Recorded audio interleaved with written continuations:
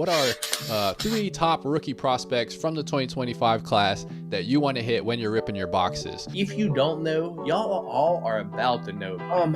Dude, I'm just gonna sound like a hater, like altogether. I know it's sad to say, like everyone can play your little violin for me. That's the people's rip, bro. Show some respect. I think people don't really understand how much YouTube doesn't pay. What'd you think on the debut for Patchy Mix? All right. I got with me the Golden Boy, episode 2, my man. Episode 2. Thanks for coming on again. I got Matt from the Golden Octagon. Thanks for coming in, dude. Yes, sir. I appreciate you having me, Zach. You know, it was fun last time. I would like to keep my ramblings this time. So I do apologize, but you know, it's good being back on here. Thank you for having me, Zach. Truly appreciate it. Yes, sir. Well, we're talking about some topics that I know Matt is going to love to talk about today. We're talking about some prospects. We're talking about some people who have potential to be champs. So we're talking a little bit of fight talk early in this episode. So I am sure the ramblings are going to be at maximum mode, and that's what we want. That's what I want on this. So happy to have you on, man. Let's jump right into it. I asked Matt, I said, you watch all the film.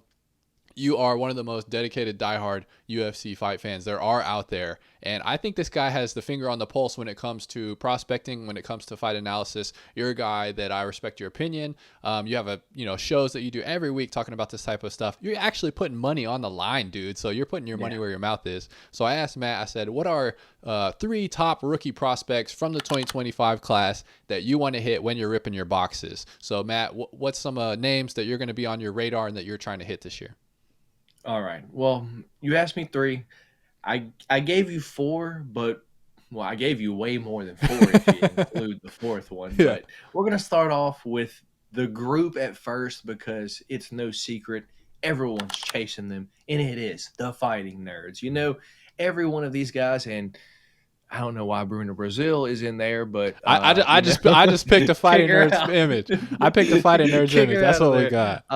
Yeah, but we need These to 3. include Vinicius Oliveira in there as well. But nice. Man, I love me some Fighting Nerds, and I'm sure a lot of you, watching them as well, are going to be chasing a lot of the Fighting Nerds. That's Carlos Prates, Jean Silva, Mauricio Hufi, and me personally, Vinicius Oliveira as well. So the Fighting Nerds in general is, I'm sure, my top chase, as well as a lot of your guys' top chase this year for the 2024 rookie class, 2025 rookie class as well. Yeah.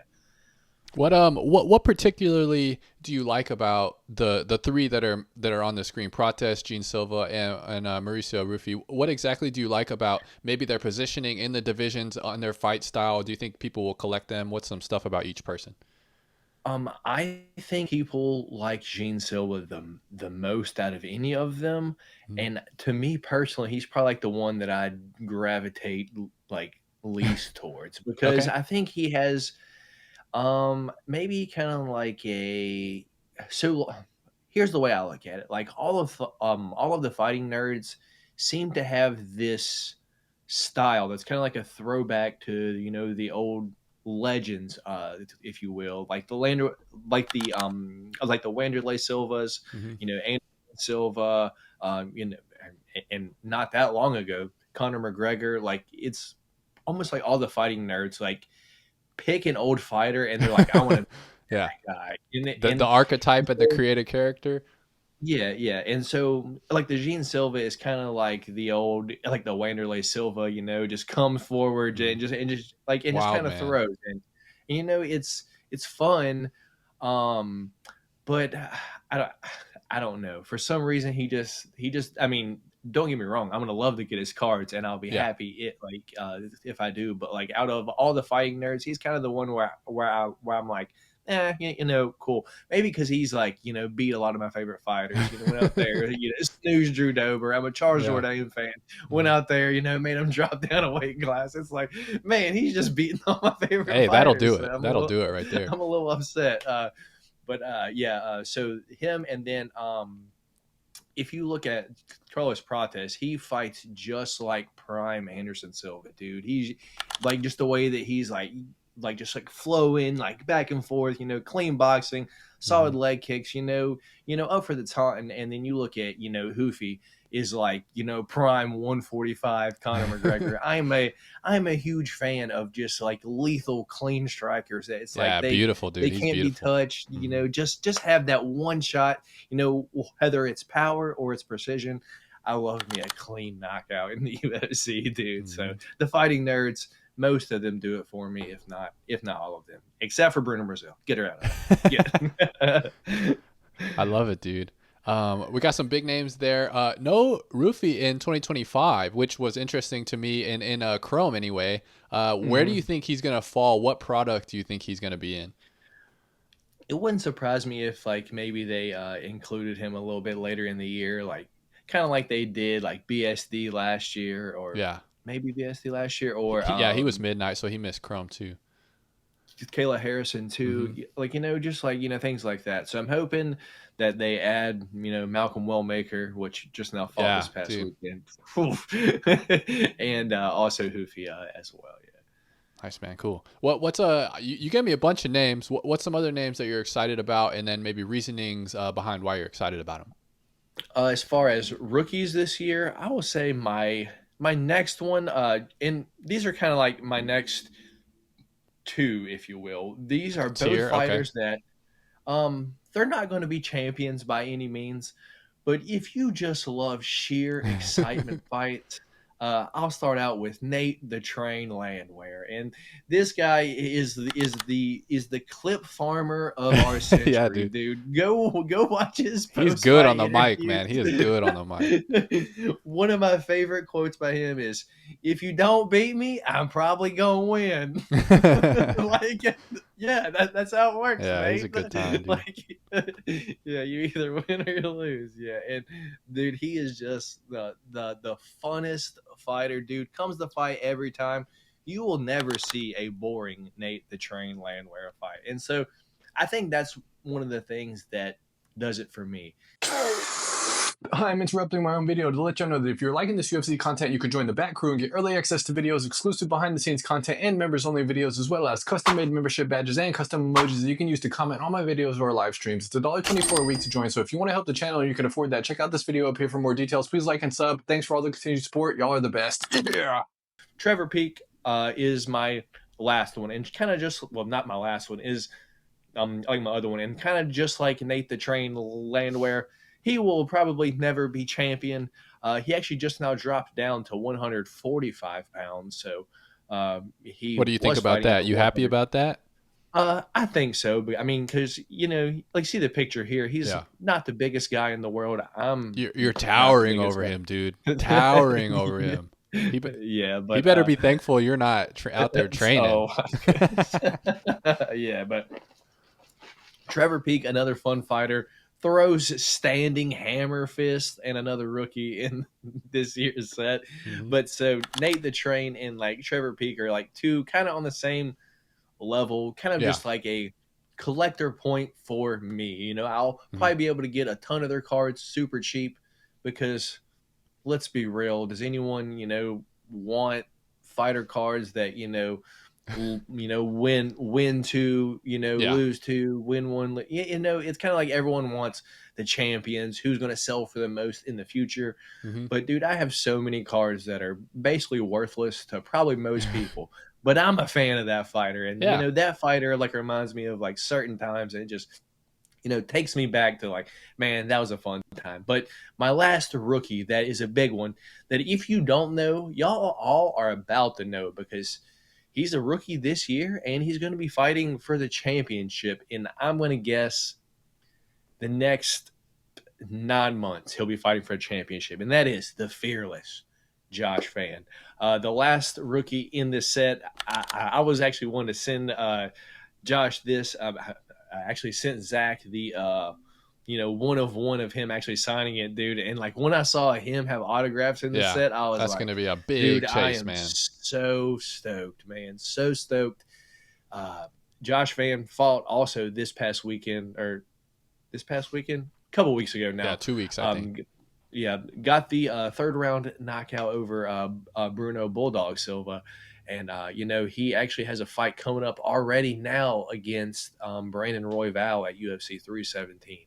That's one thing about Josh Van. I believe he's like 23 years old, and I swear he fights every 6 weeks, dude. Like, Trying to get paid out, man. Get that money. Every month, this dude's fighting. So if you don't know Josh Van, y'all all are about to. But the thing for me, and specifically, I don't know if it's, and this is probably what it is, and probably goes for the women as well.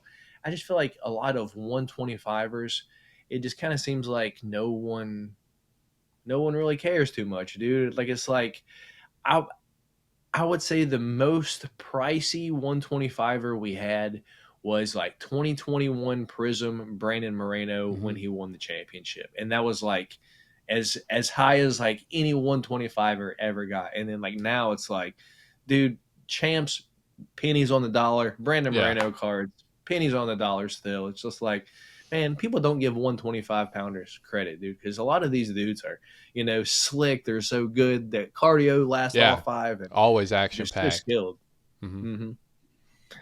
Yeah, so that's going to be all of my rookies. Nice, dude. You actually mentioned you mentioned a guy that I wanted to talk about in this segment that I haven't really talked about yet, which is why I wanted to talk about him.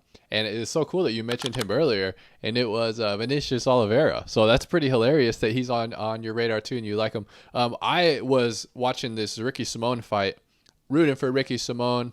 I had a couple cards of his and was kind of wanting him to win, and then this dude just comes out and just puts it on him, man. He fights mean, dude. And he's got wins over Said as well. So two solid guys to get wins over. That fighting spirit, man, really aggressive. He's pretty twitchy too. He's like 29, I think. So, kind of in the prime years. I think he's got some time to keep improving, maybe climb the ranks a little bit. What's your thoughts on him versus Kyler Phillips? Because that's kind of an interesting matchup. Who would you be putting money on that? And how do you think that one's going to play out? I think that's one of the ones where we know Kyler Phillips' weakness at this point is he's fast, twitchy, explosive, moves a lot in like the first 7 minutes. And then I don't want to say he falls off a cliff, but that third round, if he can't get through it, then it's going to be an issue. So me personally, I'd be maybe looking toward Vinicius Oliveira, like round 3 knockout, maybe round 3 sub, or just, 3 or decision, hoping that he can get, part of that second round and then all the third. So I would actually take Vinicius Oliveira in that fight. I don't know. Yeah, I don't have odds or anything like that, like right in front of me, but I would imagine that Oliveira is probably going to be a slight favorite, but it should be basically a coin flip fight because it seems like a close fight to me personally. Nice, dude. Love it. First off, I just noticed your shirt, and thank you for wearing that. That shirt is absolutely sick, dude. Oh yeah, baby. Gotta represent for my man. Even though he's on a little skid right now, it's all right. He's still the man. A little bit. Next up, I wanted to talk to Matt about not necessarily so much card related, but just somebody that in the sport. Who do you think has potential to win a championship that right now is like somewhat slept on? So I'm curious to hear who you think can kind of climb the rankings or just is already high in the rankings and general consensus is just kind of low on them. Who you got for that one, Matt? I'm just going to go ahead and just start back to, where we left off last time. Run back the same one. I was just not talking about him. He's a rookie this year. That's Josh Van again, and I don't really need to say a whole lot more because I was just now talking about him a whole lot. But I'm telling you, he's going to be the champion. I don't know if it's next year, in 2 years, but at some point in the next like you said, 23. Years, so much time, dude. So much time to work. Yeah, and just crushing these fools. The only time he's lost in the UFC was a third round knockout to Charles Energy Johnson, which is odd to even say because Charles Johnson doesn't knock out anyone. Decision man. Yeah, but I think it was like on 2 weeks notice. But Josh Van is known for taking like super short notice fights, so I think maybe bad weight cut, and you can get caught, clipped, things happen. So. That's the only time that he's lost, but his title run is for sure on the way right now. And another one that I think I don't know if he's slept on, but he was the one middleweight and light heavyweight champion. He's came into the UFC. I've picked against him now a Yeah. few times, dude, just because Did you learn your his lesson, or are you gonna striking. keep doing His, it? oh yeah, for sure. His striking is so goofy, dude. He Hmm. looks like when he gets hit, he like shies away, and I'm like, dude, like when he fought GM3, dude, it's like Hmm. GM3 was boxing him up, and he looked like he was like, oh, I don't like this at all. And like Yeah. when I saw that, I was like, damn, like if he fights anyone that has power, he's going to get knocked out. His next fight was booked against Kevin Holland. I went in on Kevin Holland so hard just because I was like, Kevin Holland's got the striking to put this dude out. And then I think at the weigh-ins, I was like, oh shit. Like RDR is so big. He is a 6'4". huge He's a guy. real deal Yeah. 6'4". That's a big boy, man. Yeah, man. And so when he fought Bo Nickel, me and D Rose both had money on Nice. RDR. But the wild part is we both had money on him by decision or by submission. Neither one of us thought he was going to come Mm. out there and just like, knee him in the body, knock him out. And like, this was like the first time ever, like the Bo Nickel, like, wasn't like a minus 1,000 favorite. Like, it was a pretty close fight by Bo Nickel standards, but Yeah. yeah. I RDR versus Rob Whitaker is next, dude. But I mean, RDR is a big guy. He's There's gonna no be shot way he's ever been longer. close He's to gonna be way me. longer than Whitaker, man. And and just like Kamzat just went in there and just picked up Rob, threw him down. It's like, Hmm. what's stopping RDR from doing that? Really, it's like I have to go RDR. So it wouldn't surprise me if we seen RDR versus Drikas or Hamzat, soon for the championship. It wouldn't surprise me if he's won, because he's just one that it's like, okay, I'm done counting them out. I'm done. Yeah. He's goofy, but he's like Drikas. He just keeps winning. So it Yeah. is what it is, Yeah. man. I kind of had. And I kind of had the same thought when I saw him in GM3, and I was like, this guy, they were in the walk up, they were touting the accolades, oh, former yeah, champion and blah, blah, blah. And I was like, this guy's, yeah. I don't know about him. Then he comes out, does that to Holland, and then does it to Bo. So I'm a believer now as well. But yeah, what struck me most against the Bo fight was his physicality and his athleticism. Like, he is a real deal 6'4", and he's not skinny, man. He is a big 185er. One kind of trend that we saw for quite a long time now in 185 has been the guys that are taller have been dominating the weight class for like the past 5-6 years. We had Izzy, we had Poton, both 6'4" plus potentially for Poton, and now we have RDR, almost similar stature, similar frame. So 6'4", strong guy like that, I'm completely with you on him potentially, getting it done against Whitaker, and then maybe even doing something crazy against Drikas as well. That would be, what an unorthodox fight that would be, dude. That would be the So Daniel goofy, Cormier dude. watching the tape would be like, what am I even supposed to say here on this one? Dude, they would not have Teddy Atlas on the Yeah. booth that night, dude, because he's always in there, like talking about Sean O'Malley, this and that. Yeah. But they would not have him in there if we get RDR versus Rodriguez. Mhm. He'd be like, I don't know what I was watching. Yeah, man. For this one, I wanted to pick your brain on a guy, and I was kind of looking through the rankings. I was like, who is kind of lower in the rankings that people are not necessarily talking about too much? And I was kind of looking at some of the matchups, and I think if some things play out right, maybe Anthony Fluffy Hernandez is a guy that I would say is still kind of slept on within not just the card community, but also in the UFC world. What are your thoughts on him potentially making a run, and what do you think of his skills? I love Fluffy, dude, and the Michel Pereira fight to me was a big eye opener, because early in his career he could get hurt to the body like a little bit, and once that happened, he was done. I believe Kevin Holland may have like hit him with the body kick, knocked him out, and one other guy too. So it's like he's lost to the body before. Mm-hmm. So it's like that was the one thing that's like I was kind of waiting to see. And then Michel Pereira came out there, hit him with it again, but he recovered, right? Yeah. Am I wrong? or am I No, right yeah, with the no, Kevin yeah, yeah, yeah. Holland? Kevin Holland TKO knees and punches, so he must have got him to Yeah. the body and just wilted him, dude.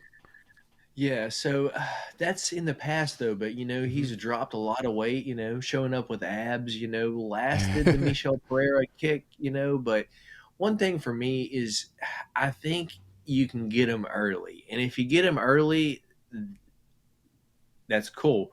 But when round two starts, if you don't have the cardio to Oh yeah, man. relentlessly That's why I stuff like him. takedowns for the next 2, 3, 4 rounds, dude, you're cooked. You're Hmm. cooked. So round one is always going to be a problem with him because he'll absorb. He'll like here's how it goes. He'll like have his hands up.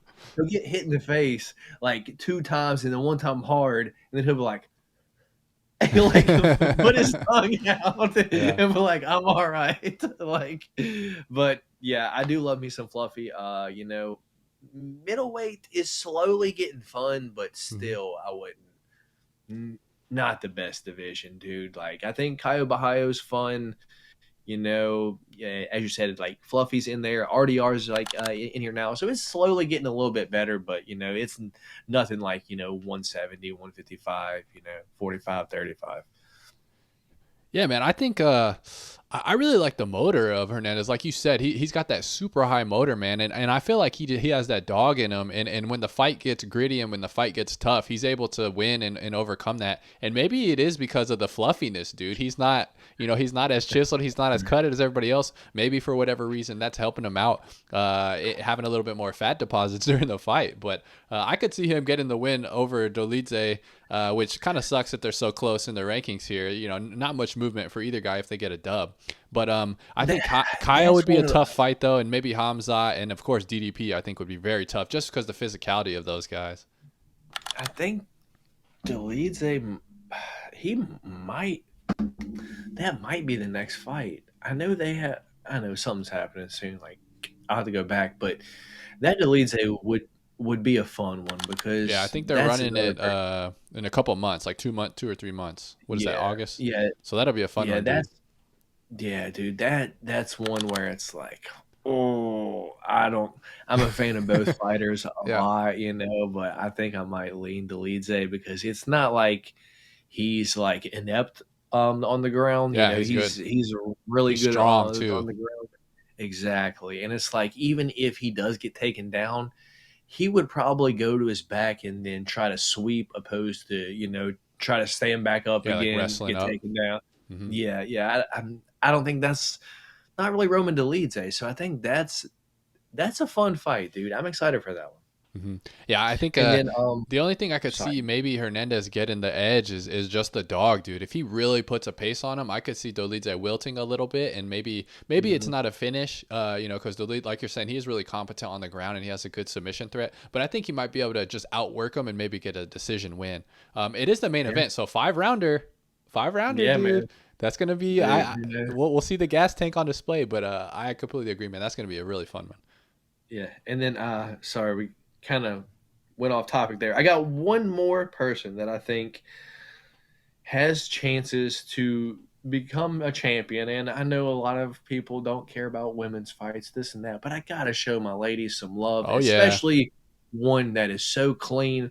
I talked about it, how I love my strikers, crisp, clean, and that is Natalia Silva, dude. She is a rookie, or not a rookie. She is like a rookie this past year. Hmm. That if you don't like women's MMA fights, I get it. Not everyone does.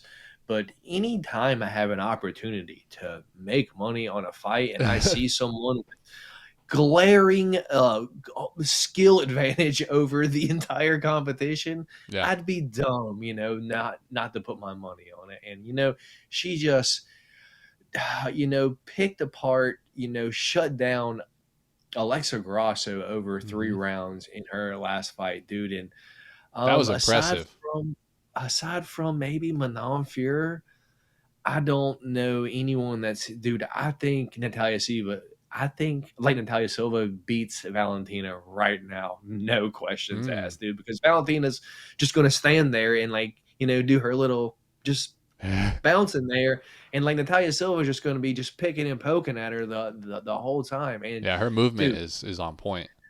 And I know, so, like some questions maybe asked, can she stuff takedowns? How's her takedown defense? She's, stopped them all from Jasmine Jazdovicius, Teresa Bleda, and I think one more person too. So, Jazz is a big girl for like 125 too. And it's like, dude, good luck taking this girl down. She is another person that is just precise, dude. She's so good. She's so good. So for her to be the champion sometime in the next 1 to 2 years, um, I I would count on it, man.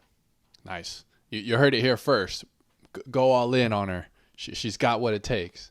And we're getting these patches, man. I know you were excited to talk about this. What do you think about the tops patches, the rookie debut walkout? It is a shirt, right? It's not on the shorts, but Jonah Hill is psyched, and the UFC community is pretty hyped about it, even with the being on the shirt. I think people are still excited about it. So what do you think about those? Yeah, we heard the news. I was stoked. I was like, hell yeah, they do it in like other sports. Mm-hmm. But the difference in other sports in UFC is like if you put it on the sleeve of a shirt, they're playing that entire game, in that shirt. Like, Right. like there might be some dirt that gets on it, some grass stain, but in UFC, they put it on a shirt, Then you the take it off. walkout shirt. They probably don't even warm up in the back. They probably like warm up, put the walkout shirt on, walk out, and then they might have that shirt on for 45 seconds, dude. What's the difference in putting it on the shorts where it's at least on there throughout the fight? Like it's a UFC debut patch, but what's debuting like? Because it's not the fight that's debuting, because that patch does not have anything to do with the fight that's about to happen. Like maybe like debut walkout, that would be all right, but I don't like. Just put it on the shorts, man. Just put it on the shorts. It would make everyone so much more happy if they just put it on the shorts right there at the bottom, right under like the Monster logo or like the Venom logo. Iron it on there after it's over, cut it out, and then there's your one of one. So I don't like that it's on the shirt. Yeah, I think there's probably, if I was to guess as to why it's not on the shorts, my first thought comes to like licensing, contractual obligations But with they got Venom, monster logos potentially. on some of them, but not everyone has them. Top maybe Tops doesn't want to pay the money, Yeah. that I mean, but this is that Monster is paying. I don't know. Or it could come to integrity of materials. Like, are you gonna have? I'm guessing this is like a shitty patch, dude. There's no way this is like a super high quality patch. So like, is that an issue? Like, I am curious as to why it didn't happen and what the details are. But are you still excited about it? Do you still think people will chase after this? Is this going to be the biggest card from the rookie year for these fighters? Um, dude, I'm just gonna sound like a hater, like altogether.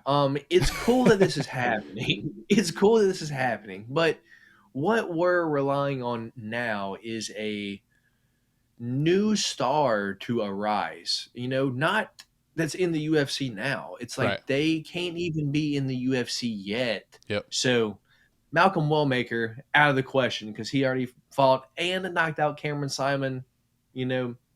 Few months ago now. Yep. So it's like he's out of the question. All the fighting nerds are all gone, It's going to be cool it's going to be would it have been- 26, 27 at least. Maybe even, further than that. Yeah. Like could you imagine how cool like it would have been, it's only been 2 years, but how cool would it have been to get a, UFC debut Alex Pereira patch, dude? Yeah.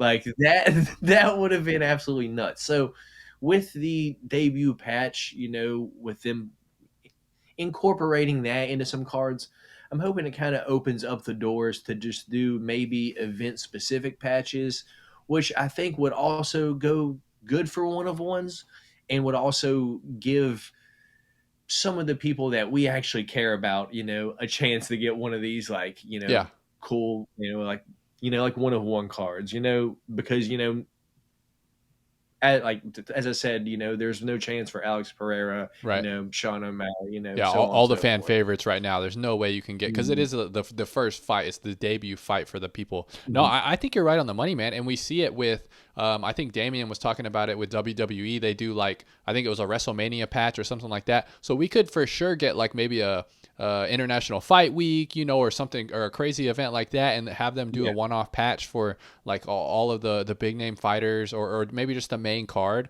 That's totally Now in the you know. future. Now if they do that, they're gonna make one of these, make one of these damn things, and they're gonna charge like like Oh six yeah, hundred yeah, bucks, yeah. $600 for Yeah. a chance at possibly getting, and it's Yeah, 24 options because there's 12 yeah, fights. I would assume it'll probably be a Tops Now release like they've been doing. Yeah. Most likely if that does happen. So the scalpers and the bots are going to be out quick, dude. There's no chance Dude, I've that you're still getting yet to that. get any Tops Now products aside from those, and the only reason why I have those is because I bought one resale, and my roommate got one because he thought he could, I guess, make some money off of it, and he saw it was like going for like $20 more than what he paid for it, so Yeah. he just actually gave it to me for $50, so $20 Oh wow, less than what that's he nice. paid for it. So yeah. So actually, that's the only reason why I got those. I think I was scared off of the Tops Now because the Panini Instant was so trash, dude. Yeah, Those cards were so thin. Like yeah. it's The like card if stock was you, rough. dude, there's a chance you could like literally bend the card putting it in a sleeve. Not even a top loader. It's like I just bent the whole edge of my card, put it in a Yeah, sleeve. So that scared me off of buying Tops Now. But I've seen some of your videos now with your yeah. Tops Now cards, and They're better, they man. They're look better like for they're sure. printed on chrome stock. Yeah, so it's like, okay, maybe if like one comes out that I actually like, maybe I'll buy it. But I think what's sucking me in is just like, do I want to pay $8 for one of these cards, or do I want a chance at getting one of the one of ones, or the Right. or the autograph? So do I buy 3-pack or 5-pack? And then it's Hmm. like, well, now I'm spending $50 on one card that I let's be real, I'm not getting the one of one or the autograph. So it's like, well, what do I do, man? Hmm. So I haven't got any Tops Now cards yet, Yeah. unfortunately. What do you what do you think about stuff like this? You sent me over this image of this really cool.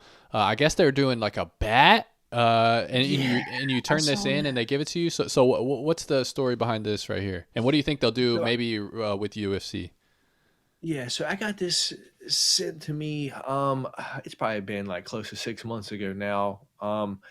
And what it looks like to me is like you're basically pull a card and it says, "Hey, congratulations, you've got an autographed, I don't know if it's game used Hmm. or not, but that would be sick. Game used bat from X game from this player. And after the game happens, you'll be scratch the code off. After the game happens, you'll be sent the bat. Um, this is such a cool concept, but it is for baseball. I'm going to be honest. I know nothing about baseball. That But makes two of us. if they were to incorporate this with UFC, man, so instead of it being, a bat, what if it was, hey, you're gonna congratulations, you win the the winner of the gloves from UFC 325 autographed by the winner. Like, it's like Yeah. you don't know who it is yet, but it's going to be cool when you do, and it's like that's something that could happen. It could be Yeah. fight shorts, it could be one glove, like, Hmm. it could be shit, dude. How cool would it be to win tickets, like, Yeah. to a UFC event, dude? It's like they do that like the mystery boxes. So that would be cool. But I guess what you'd kind of run into from time to time is, stuff setting on shelves a little bit longer and then someone Right. pulling it. And then it's like, well, the event's already Yeah. passed. But But if it's it'd be actual, tough to redeem like, that for sure. yeah, but if it's like the actual like item, just hold on to it until someone pulls it and redeems it. Like, it's like that's not the end of the world. So I think memorabilia via a card would be a sick thing, in my opinion, added to what Topps is doing. And they already do it with baseball, so why Yeah. not do it with UFC? I agree, man. That would be a nice another chase to add into a product. Logistically, that seems very easy too. Like it would be very easy to Right? get, and maybe event used gloves would be very tough, I think, to do because like you're saying, you'd have to just like that'd be a one off. You kind of have to wait and time it correctly. But if you're talking about just like signed gloves, I think that would be really easy to do, and that would still be a fun little chase and just something different, maybe to spice it Mm. up in the area a little bit. Yeah, man. I think now that I've been doing this like a few years now, it's just like, okay, it's a card. It's either autographed or it's not. It's got a patch in it. Like, Mm-hmm. Got to what's make it it numbered special. to? Yeah, got to make it Like, special. yeah, it's almost like there's nothing really. Like, it's almost like me personally now. I think I chase after, case hits, stuff that I haven't seen yet. Like, like if it's not like 10 or under or like case hit, it's like it's cool, but I'm not too excited about it anymore just because I've opened so many cards, and I get smoked so much, it's like I've I've seen all the cards, all the variations of the cards. It's just like I just haven't gotten the fighters that I want in the variations Mm-hmm. of the cards. Yeah. um yeah, I forgot your question, man. If I'm going to be completely honest. No, that's good, bro. And you mentioned getting smoked in some of your rips, but I did Yeah. ask Matt. I was like, Matt, what's some of your favorite pulls or your favorite PC pickups since we did our last video? How long? That's probably been like 3 or 4 months, so time goes by quick. I But think, what? dude, I actually looked, and it was the day before my birthday this past year. So, like November 8th, Oh wow, 2024. yeah. So it's been a minute. Yeah. So it's been a really long time. But Yeah. what's some of your favorite pickups or PC items that you've hit since last time we talked? Yeah. Unfortunately, I know it's sad to say, like everyone can play your little violin for me.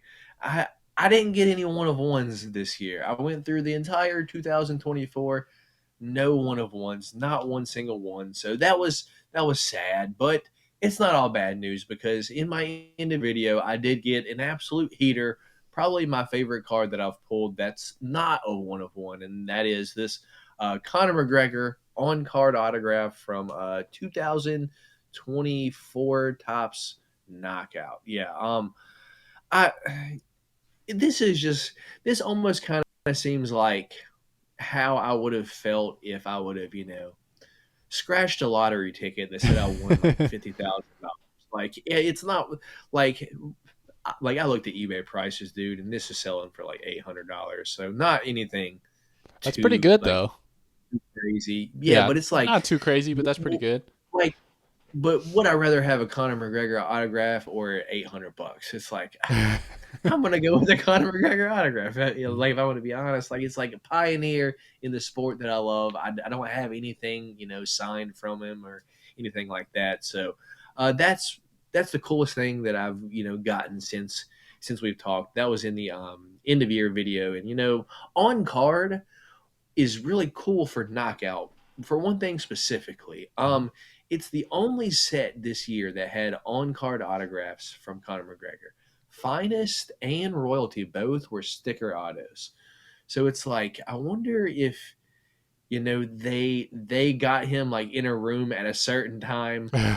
Like right now, Knockout you was have the to sign it only right set now. they Yeah, had, right? Like Knockout was the only set that they had printed for him to sign, probably. and they had a whole bunch of stickers, dude. And Hmm. I can't imagine he's going to do that Yeah, many more that times, was odd to dude. me. It's like he does not need the money at all. That was Yeah, very odd. I had the same kind of thought process. It's like I understand, maybe John Jones is going to sign again. They sent him a boatload of money, but for McGregor to do it, he's a Billy. He's like a billionaire. Like, what is this guy doing, yeah, signing stickers and wasting his time? So I wonder what the situation was when he was doing that.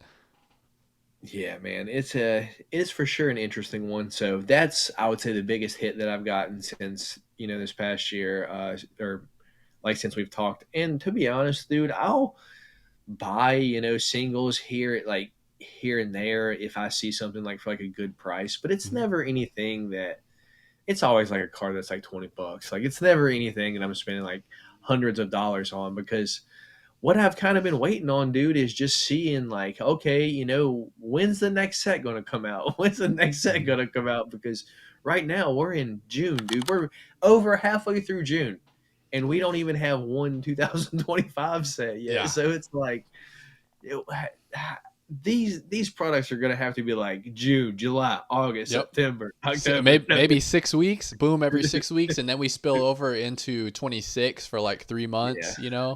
I completely agree. I think it's going to be a mad dash once they hit. Once Chrome hits, then we get the megas, then we get the retail, and then boom, I bet it's going to be whatever's next. I know they have Midnight already. They have Knockout already. They have I saw like a little blurb about Finest that they're coming out. So dude, it's going to be a mad dash once those hit the market for sure. Yeah, man.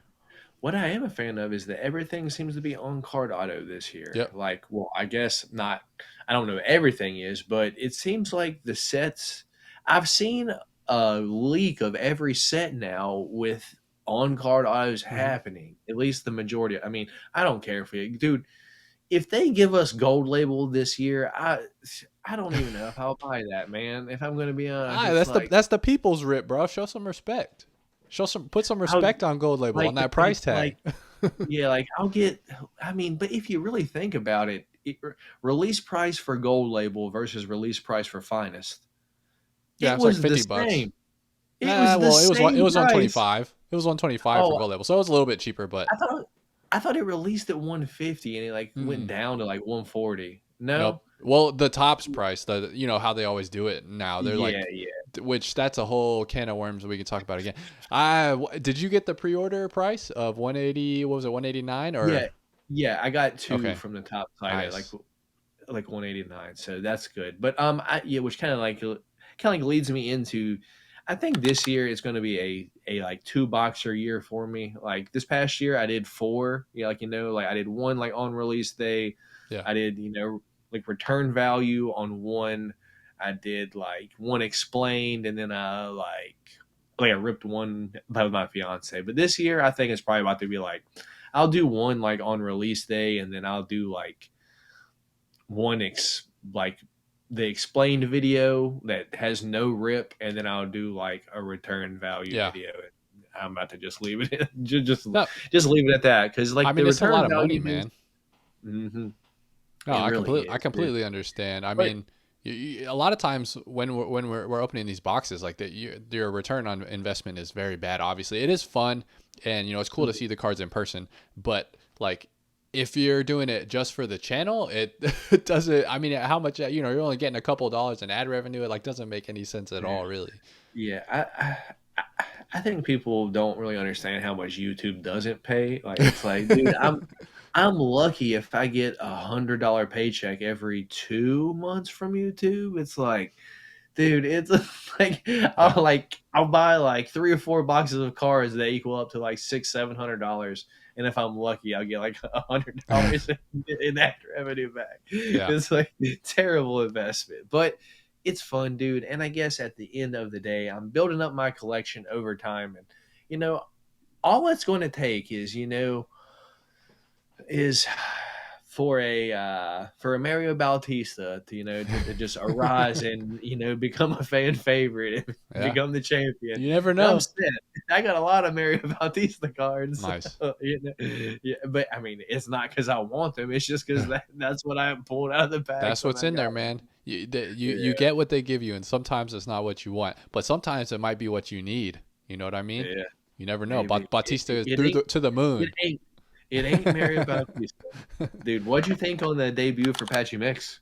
That was the worst debut from like a former champion that I could remember ever seeing. He was so stiff, man. I after like the second round, I was like, is this guy has to have like a really bad back injury or like a really bad knee injury? Like, I mean, he's not a great striker ever, but he looked like so slow and stuck in the mud. It was insane to me. And I think he did one or two takedown attempts, which is like, that's your whole game is you're a control grappler submission guy wrestling, and it's like it was very odd altogether for me. Yeah.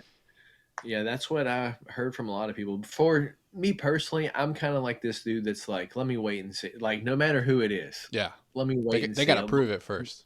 Yeah, like unless they're fighting an absolute can, let me wait and see because I've just seen it too many times now where this, new person comes in, that's, champion here, champion there, and they just come in and just kind of get like shown that they're not on the UFC Well, level, which is, who are you thinking when you say that? Because the champs that I'm thinking of, I mean, we had RDR come in, we had yeah, Chandler come in, look pretty good. We had Patricky Pitbull, but he fought, freaking like Yair, which was a weird matchup yeah. as a first fight coming in. But like, who are you thinking that has really skunked it up as a champ from another organization? Um, a lot of Cage Warriors guys, Oh, okay, dude. Like, like some yeah, yeah, like lesser leagues. Okay, yeah. I mean, I would consider Bellator, PFL to be like lesser leagues. I know.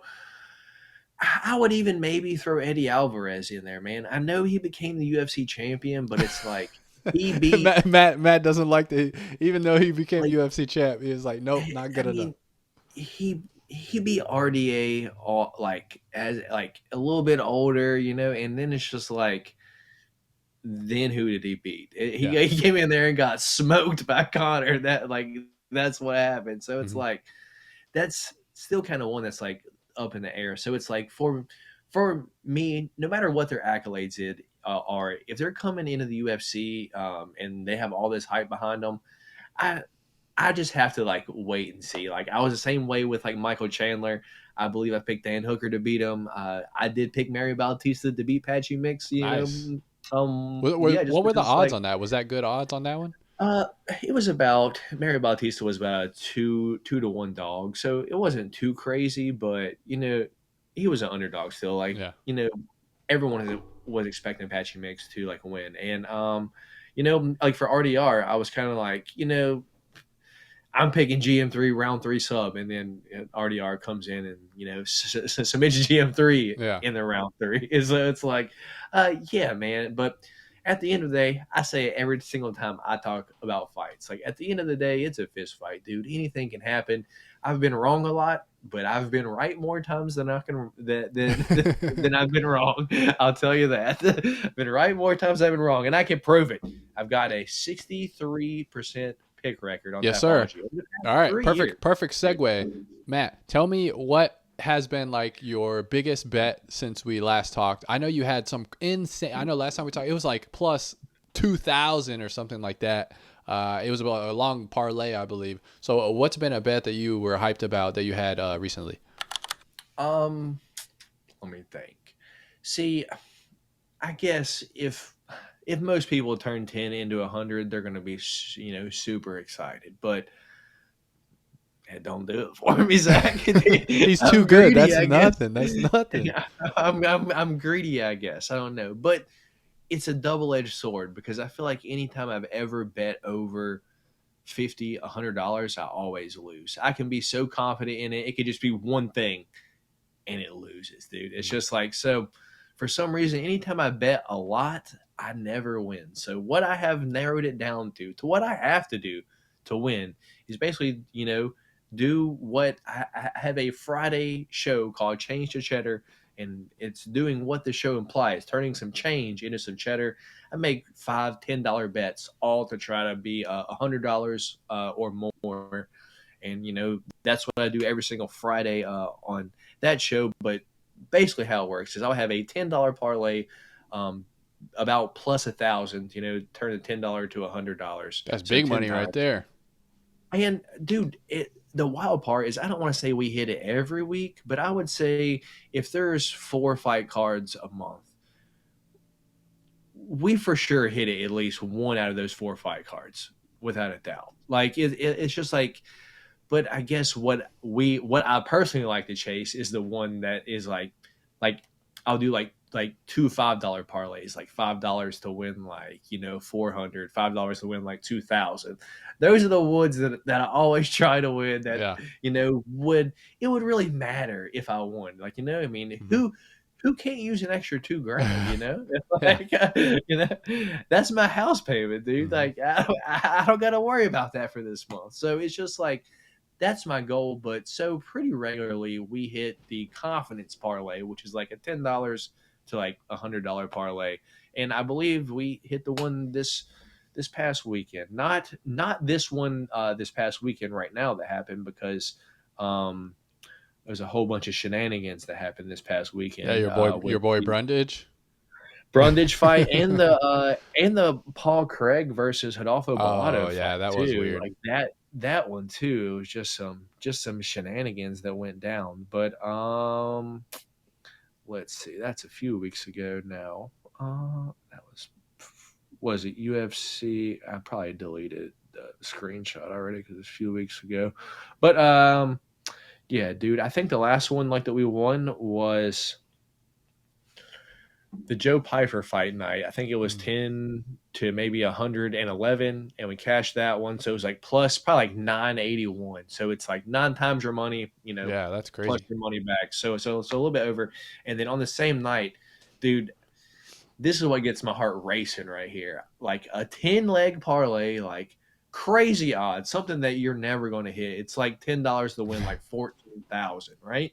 The wild part was it was a free bet, which means Mm. I had probably like lost on like some NBA finals and like here's your no sweat back. And I just was like, okay, let me just do what I think is going to happen for the card like this weekend and then bet. And then it was all the way through last weekend. It was Joe Pfeiffer round 2, round 3 sub, Pena versus Harrison to start round 3, and I had O'Malley versus I like Marab to start round 3, and we were actually like on the live stream like when this happened, and and they're like, dude, cash out was like $480 off of the free $10. But I'm like, Yeah, man, I can win 14 he's grand right letting it now. And it's ride. like I'm just sitting here thinking, and then I'm just like, he's not submitting Kelvin Gastelum, and I just cashed it out. I cashed it out live, and thankfully I did because Yeah, Joe that's Pfeiffer smart, ended man. up winning by submission. But he went out there and like boxed Kevin's ears off in that first round. I was like, Hmm. oh no, oh no, yeah, man. So I get lucky sometimes, but I mean a lot of it is just seeing like holes in people's games, like this past weekend. If I could have told anyone, hey, there's one bet to make on this entire card, what's it going to be? Malcolm Wellmaker round 1 and knockout. I don't care what anyone says. I Yeah, don't care how tough Chris Moutinho is. He walks we've forward seen with this. no We've seen this defense. before. Yeah, yeah. And Malcolm Wellmaker, dude, he's like this dude that I've seen. Um, so I don't really go back too often to watch people's amateur fights, Hmm. but he was like one of the ones that there were a lot of his amateur fights available to watch, and I've seen him with the big puffy gloves on and shin guards and headgear, like hit people and like they get like baby deer legs. Like Yeah. it's like he has that much power with like headgear and big gloves on. It's like this dude's going to be a problem for a lot of people at 135, dude. And the crowd seems to be behind him, man. Yeah, there was that went viral on social media. It seemed like in the comments, tons and tons of engagement. A lot of people liked him. Mm-hmm. I think him being pretty active always helps too, because like you were saying, he fought what a couple months ago, I feel like, and Yeah, then he against came Cameron back. Simon. Yeah, and that was a big prospect too. That was when his name kind of flashed on my radar, because I thought before the Talbot fight, Saman may did something crazy too, and then he comes back and finishes Mutino super fast. He might even be able to get back in there pretty quick as well. So it's another guy, like we talked about Van earlier, that when you can really get on the board and kind of get your name out there and continue to be, in the public sphere and doing your thing, like people are going to get behind you, and the UFC is probably going to push you pretty quick too. Yeah, man, for sure, for sure. Well, thanks for coming on, bro. It's already been like an hour. Always a good time talking with you. Before we get off, is that the Golden Octagon hat? Yeah, man. TGO. Actually, last month I opened up the Golden Octagon .store. Oh For yeah. anyone that like wants to get some merch to support, the site. We have a few different shirts. On there, hat on there. This one specifically. But a lot of them are like podcast related, like Matt and D-Law aren't real. They can't hurt you. It's like, let's see this. Let's see if I can get this little picture up here to I can. focus. Oh yeah, there you There go. we go. Matt Dilla and D-Law. Disgusting, dude. Disgusting. Yeah, dude. Just just a few like good moments from the podcast when it comes to like bean eating and things like that I do with D-Rose. So if anyone wants to get some merch, support your boy over here. Check out the Golden Octagon store. For some reason, I can't get Apple Pay to work.